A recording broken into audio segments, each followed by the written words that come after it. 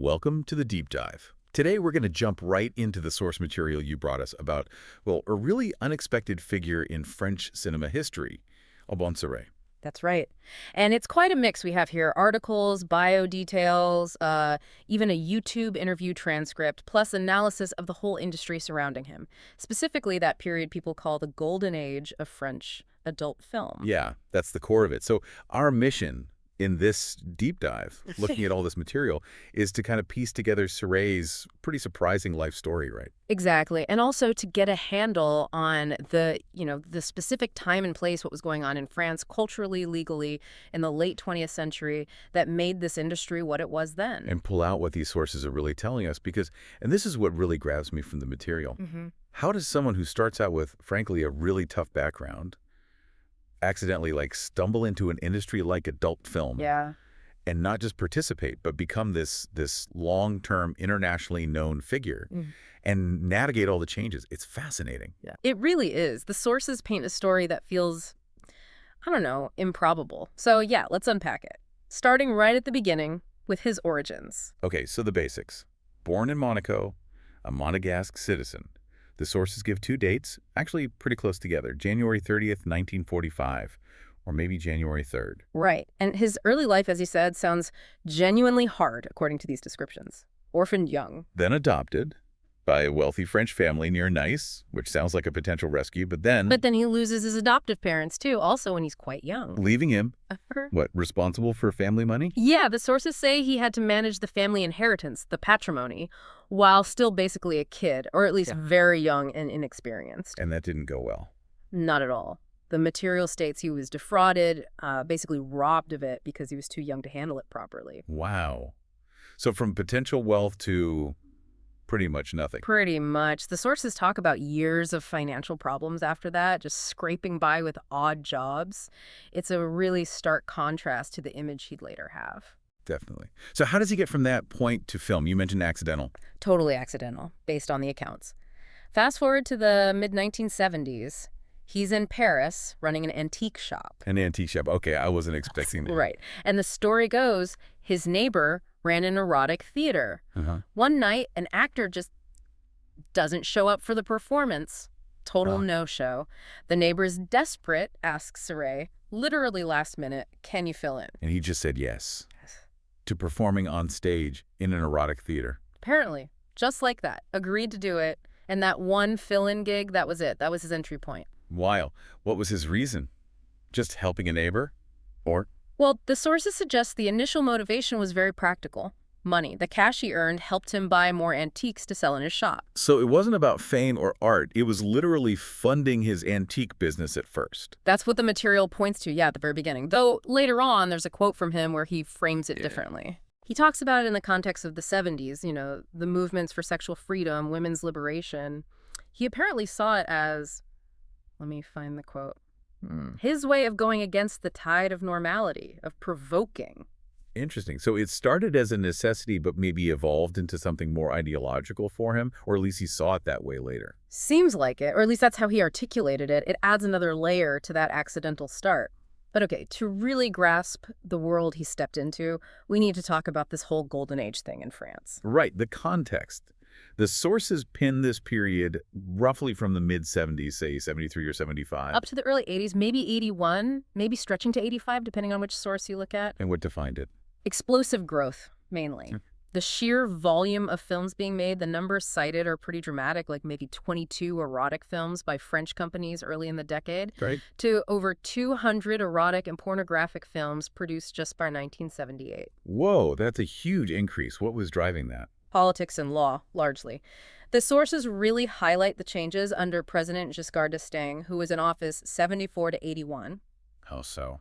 Specifically, his Secretary of State for Culture, Michel Guy, only there for a couple of years, 74 to 76, effectively lifted censorship on porn and erotic films, just stopped it. And that immediately opened the floodgates for showing these films. Yeah, the sources say cinema attendance for them shot up. They were suddenly much more accessible, shown more openly, but, that kind of openness didn't sit well with everyone for long. Right. There was bound to be a reaction, which led to The Loy X. Exactly. The law of finances in 1976, often called the Loy X, that slapped a hefty 20% tax specifically on pornographic films. Ouch.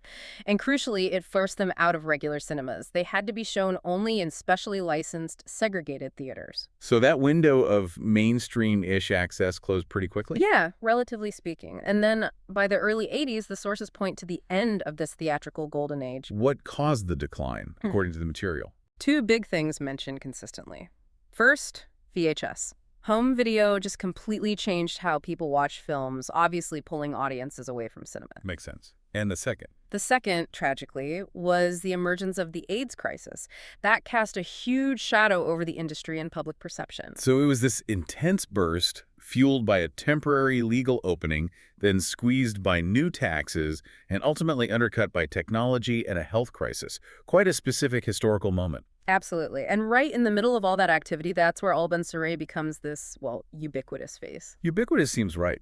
The numbers are wild, over 500 films mentioned. One source even suggests maybe up to 800.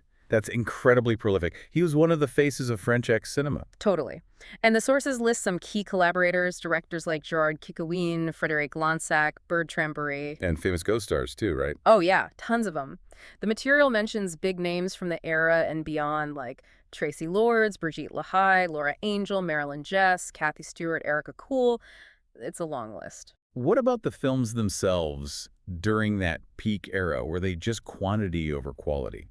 Actually, no, not always. The sources often mention that his films, and many from that French Golden Age, had surprisingly high production values. Like good sets, lighting. Yeah, beautiful sets sometimes, decent wardrobes, proper technical filmmaking. Apparently, some of the directors had backgrounds in mainstream cinema and brought that polish with them. Interesting. And Ceray himself, what was his reputation like on set, according to these sources? This comes up quite a bit. He was apparently known for making his female co-stars feel comfortable, empowered even. Really?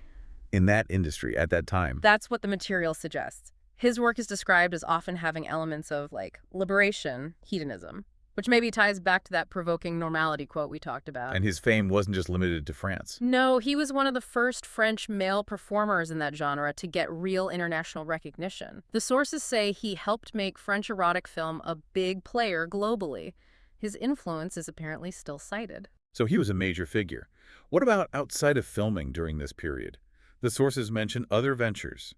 Yeah, particularly his connection with Richard Allen. They were described as longtime friends and partners in the swingers club scene in Paris. Okay. So he was involved in that world too. Deeply. The sources state Ceray actually managed his own club called Le Clos Palissy. Another name, Le 106, pops up too. And this was while he was still acting, at least occasionally. So fully immersed in that lifestyle aspect as well. And you mentioned that interview transcript. Any little personal details emerge? Yeah, a few interesting tidbits, like he preferred water or juice, not alcohol, smoked cigarettes, and described himself, which I found kind of surprising given his career. Right. He described himself as curious about, but also afraid of, drugs and what he called places of debauchery. Afraid. That is unexpected for someone so central to that whole scene. Adds a bit of complexity. Definitely. It makes him seem a bit more, I don't know, human behind the persona. Anyway, his career didn't just stop cold when that theatrical golden age wound down in the early 80s. No, the sources say he started pulling back from regular filming around the mid-80s. Right, a gradual withdrawal. But he didn't vanish. He apparently got into the jewelry trade in Monaco. Jewelry. Another unexpected term. Yeah, and split his time between Monaco and Brest, up in Brittany. But he still popped up in films sometimes. Occasionally, yeah. The sources mention appearances over the years, sometimes non-sexual roles, like in a 2000 film called Max, Portrait of a Serial Fucker. Okay. And sometimes still doing sexual scenes, like in Le Tonton Tringlers, also in 2000, or Le Camping des Fous Crusés in 2007, so he didn't completely leave it behind. Any other notable later roles mentioned? Well, there's a 2003 film, Virginie, which featured newer generation performers like Manuel Ferrara and Laura Angel alongside him, noted as a kind of shift. Mm-hmm. And probably the most intriguing one mentioned is a 2011 film called DXK. DXK? Yeah, apparently inspired by the Dominique Strauss-Kahn case in New York. Yeah. And Ceray played the role of the defendant's lawyer. Wow. Playing a lawyer in a film inspired by that case. That's quite something. Isn't it? Shows a different side again. Oh, and the sources also mention he wrote a book. He did? Yeah, back in 1992, called Du lit au divan, which translates roughly to From the Bed to the Couch. From the Bed to the Couch. Interesting title. So, looking at this whole trajectory presented in the sources, the crazy start, the massive peak, the long tail of occasional appearances and other ventures. Yeah, you can see why he's consistently regarded in these materials as, one of the truly major defining figures of that whole French industry. Hmm. His work is still discussed, still recognized. Absolutely. Now, before we wrap up, just to cover all bases from the sources, Yeah. we should briefly mention some of the broader context points about the industry in France that came up. Right, so the legal status currently, as described in the material, pornography is legal, but with definite restrictions. Age limits 16 plus for softcore, 18 plus for hardcore. And the hardcore stuff, rated X, is still confined to those special cinemas, right? No minors allowed.